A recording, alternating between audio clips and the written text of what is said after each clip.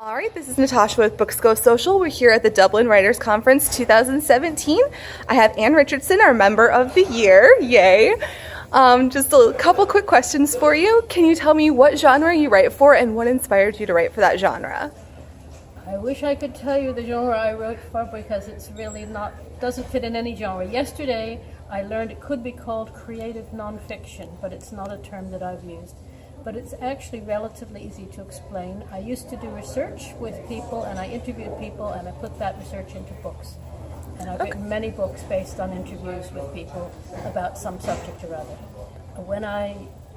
At some point, I became interested in the idea of making the interviews the whole book rather than just me writing something and putting a little quote, which is what most people do. Right. And my books got more and more quotes and less me. And I finally created a technique whereby I just have the quotes and a little bit of interjection by me to explain the structure. It's all structured. They're all structured by issues within the nature of whatever I'm talking about. And I just introduce the concept and people then speak to the reader. And I love it because it's like a documentary. People are speaking directly to the reader. It's very alive, very vibrant. People speak much better than I can put words in their mouth. Yes, I understand that one definitely. I've written 3 books in this genre. The first one was literally 25 years ago about people with AIDS and HIV when they were dying from it. Oh, wow. It was very, very moving. I interviewed 30 young people, all of whom were dying, and it was very, very moving. And I put their stories, testimonies. People often use the term testimonies into a book, which was actually very successful.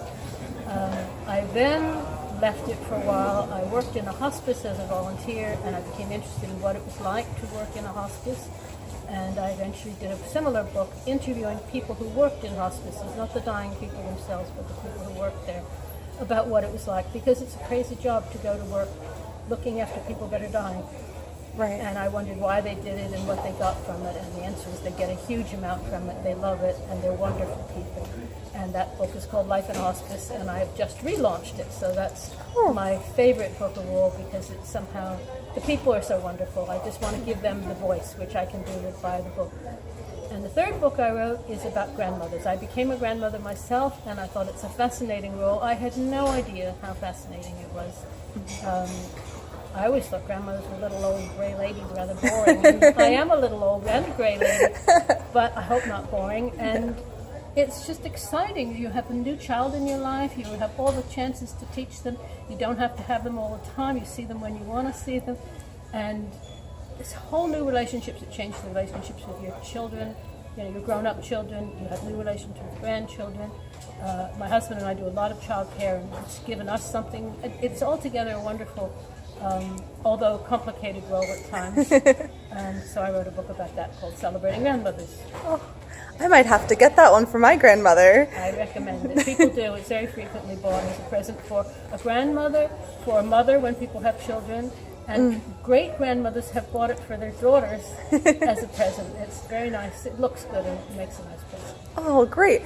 Can you tell us where we can find your book, and do you have a website or a blog? I have, unfortunately, it's not the recommended thing, 2 websites, and one is called www.celebratinggrandmothers.info at the end, and the other is called www.lifeinahospice.com, which is a more normal one. Okay. And this happened historically. By the time I had one, someone set up the one on grandmothers. It was just too complicated to put hospices on top of Celebrating Grandmothers, Right. so I set up a new website. But it means I have 2 Facebook pages, 2 Twitter accounts, but I have only one blog, which is on the grandmother's website. Okay, great. And these books can be bought by Amazon. They can also be bought on my website, but they can be bought on Amazon. Okay, great. What are you currently working on? Will you give us a hint? I'm gestating. I'm thinking of writing a book about older women and what it's like to be an older woman. Again, based on interviews with people, but I want to show the side that people don't always think about. That women are much happier than people think they are, and they have much fuller lives. They have full marriages. They have sex. They have careers. They have all kinds of things going on. And I'd like the world to kind of see that older women are not little old gray ladies. Right. Only little old gray ladies. You still have a very full life, yes. That's great. I'm definitely looking forward to that. Do you think we'll see that in the next year? Once I start, it would be done in a year. Okay. It doesn't take that long once I start. First of all, I get obsessed with it. Of course. You have to do the interviews. Once I have the interviews, I'm up in the middle of the night working on them. I just love it. All right, well, we'll definitely keep an eye out for that for the next year. Do you have any fun or strange stories about marketing your books? Yes, Ooh. I do. I'm probably one of the rare people who goes up to people on the street and asks them. I go up to people pushing pushchairs or even pregnant ladies, and I say, would you like a present for your mother? And they look very stunned, and some of them say the equivalent of, huh, what are you talking about? Because they don't speak English. Where I live, there's an awful lot of non-English speaking people. And some of them say, yeah, what are you talking about? And I show them a flyer, and they say, that's possible. My mother might like that.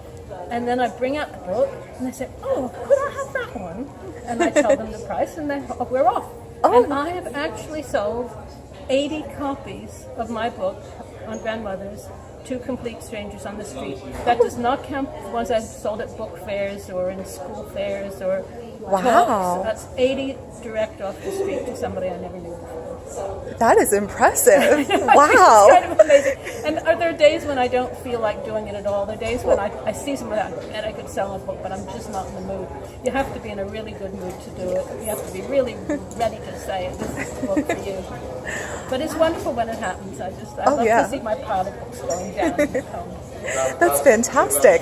All right, well, just one last question. Are you enjoying the Writers' Conference? Very much, and more so by the surprise that I'm a member of the year. I had no anticipation of that, and still can't quite see what I've done, but I am the team leader of a team, and our team seems to be at least still functioning. I wouldn't say we're the most vibrant team ever, but we're coming along, and we're friendly with each other, and we do a few things to help each other out. All right. That's why, I don't know. No, that's fantastic. That is exactly how it should be. All right, well, thank you so much for taking the time to sit down with me. Thank you.